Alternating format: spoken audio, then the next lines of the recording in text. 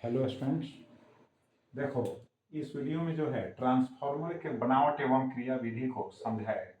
प्रश्न है long answer type, Hindi माध्यम में। तो देखो, ट्रांसफार्मर क्या है? यह एक युक्ति है जो अन्योन्य प्रेरण के सिद्धांत पर कार्य करता है।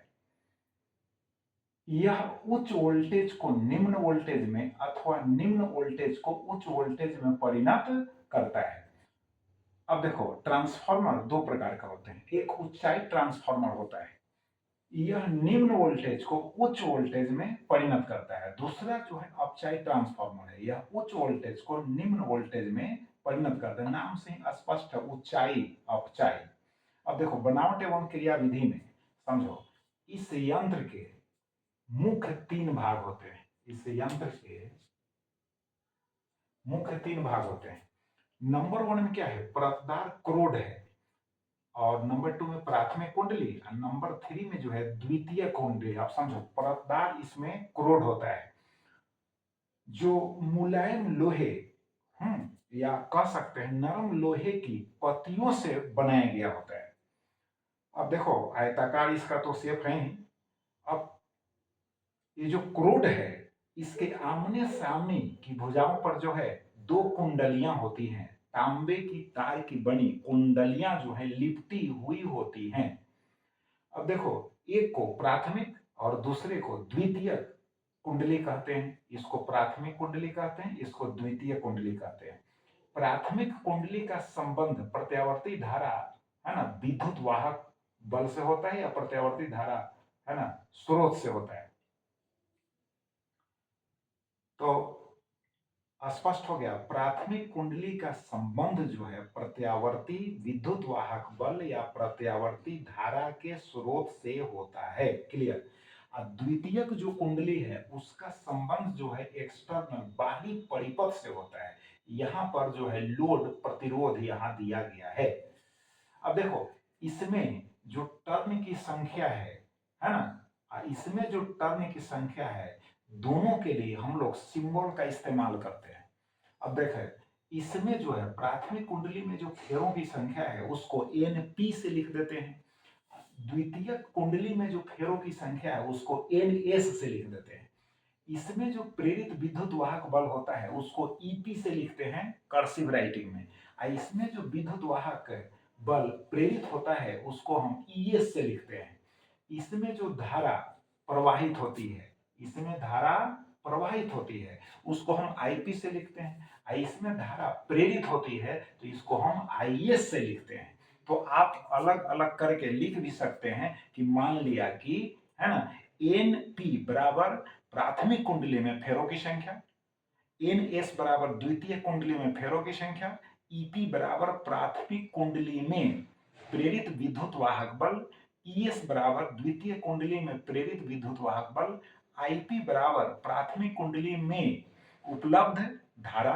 द्वितीय कुंडली के लिए आपको लिखना होगा आईएस बराबर द्वितीय कुंडली में प्रेरित धारा। आप ऐसे भी लिख सकते हो। अब चलो, मेन जो कैलकुलेशन है उसको समझाते हैं। जैसे देखो, यहां पर जो है, जब इसमें प्रत्यावर्ती विद्युत वाहक बल, है ना, उपलब्ध होगा तो चुंबकीय फ्लक्स संबद्ध होगा। और चुंबकीय फ्लक्स जो होगा इस कुंडली से भी संबद्ध हो जाएगा, क्योंकि इसको क्रॉस करते हुए, इस एरिया को क्रॉस करते हुए यहां पर पहुंचेगा। चुंबकीय फ्लक्स में परिवर्तन होता रहता है। ठीक? चुंबकीय फ्लक्स में परिवर्तन के फलस्वरूप, बात समझ गए, द्वितीय कुंडली में प्रेरित विद्युत वाहक बल एवं प्रेरित धारा उत्पन्न, है ना, होंगे। क्लियर? अब देखो, तो फैराडे के नियम से यहां हम बतलाए हुए, देखो फर्स्ट में देखो, E1 बराबर, अब E1 न लिखकर इसको हम EP लिख देते हैं। ठीक है? इसको लिख देते हैं ES। तो EP बराबर minus NP d phi by dt एवं ES बराबर minus NS d phi by dt हो गया फैराडे के नियम से। अब ईपी में ईएस से, है ना, भाग दे देंगे तो ईपी बटा ईएस बराबर एनपी बटा एनएस हो जाएगा। चूंकि शक्ति में हानि नगण्य होता है, इसलिए हम प्राथमिक कुंडली में शक्ति को लिखेंगे तो ईपी गुना आईपी लिखेंगे, और द्वितीय कुंडली में लिखेंगे शक्ति को तो ईएस गुना आईएस लिखेंगे। अब इसी का दूसरा रूप है ईपी बटा ईएस बराबर आईएस बटा आईपी। समीकरण 2 हो गया। तो समीकरण 1 क्या है, ईपी बटा ईएस बराबर एनपी बटा एनएस।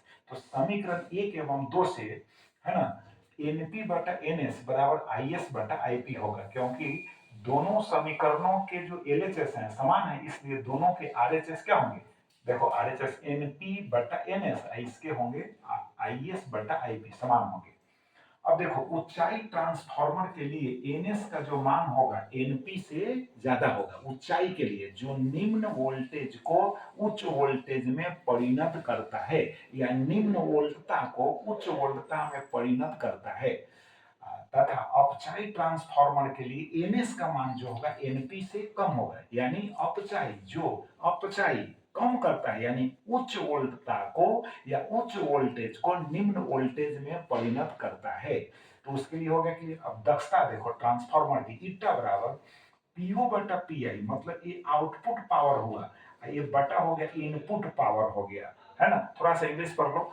तो पीओ बटा पीआई गुना हो गया 100%, 100% लिखा, प्रतिशत में व्यक्त किया जाता है। अब पावर यानी शक्ति बराबर होता है वोल्टेज गुना धारा। तो ये हो गया आउटपुट का मतलब द्वितीयक कुंडली में शक्ति, तो ईएस गुना आईएस, नीचे पीआई है प्राथमिक कुंडली में शक्ति, तो ईपी गुना आईपी हो गया, गुना 100%। तो बस इतना ही लिख के छोड़ देना इसको। अब ऊर्जा क्षय इस बार शॉर्ट क्वेश्चन में पूछा भी है, यानी ट्रांसफार्मर में जो ऊर्जा क्षय होता है उसका वर्णन करें शॉर्ट क्वेश्चन में। तो फिर भी अगर इसमें ट्रांसफार्मर लॉन्ग टाइप में पूछता है तो इसको आप लिख दीजिएगा, ताम्र क्षय, लौ क्षय, फ्लक्स क्षय एवं शैथिल क्षय। अब इसको वर्णन करने की आवश्यकता नहीं है। ताम्र क्षय यानी कुंडलियां जो है तांबा की बनी होती है, तो उसके कारण भी ऊर्जा में कुछ न कुछ हानि होती है। अरे प्रतिरोध तो होता है ना यार। लौह क्षय, क्रूड जो है ना, लोहा का बना होता है ना, तो उसके कारण भी हानि होती है। फ्लक्स में भी क्षय होता है, यानी फ्लक्स में क्षय का मतलब प्राथमिक कुंडली से संबद्ध होता है द्वितीय कुंडली में फ्लक्स, है ना, तो बीच में कुछ ना कुछ तो उसमें हानि होगी ही। शैथिल क्षय भी होता है। अब शैथिल क्षय के लिए आपको समझना पड़ेगा, विशेष रूप से लिखना पड़ेगा, उसके लिए इसमें आवश्यकता नहीं है, शैथिल क्षय सिर्फ लिख दीजिएगा। शैथिल क्षय का मतलब हुआ कि बाहरी चुंबकीय क्षेत्र में अगर लौह चुंबकीय पदार्थ को रखा जाता है तो कैसे वह विचरण करता है, उसके चुंबकत्व तो कैसे बदलता है, वही शैथिल क्षय कहलाता है।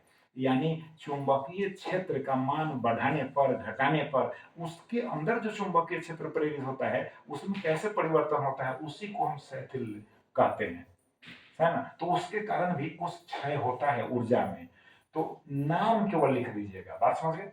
तो अब नेक्स्ट वीडियो में फिर हम नेक्स्ट देखेंगे कौन सा मोस्ट इंपॉर्टेंट क्वेश्चन है, उसको हम वहां पर एक्सप्लेन कर दें। बहुत बहुत धन्यवाद।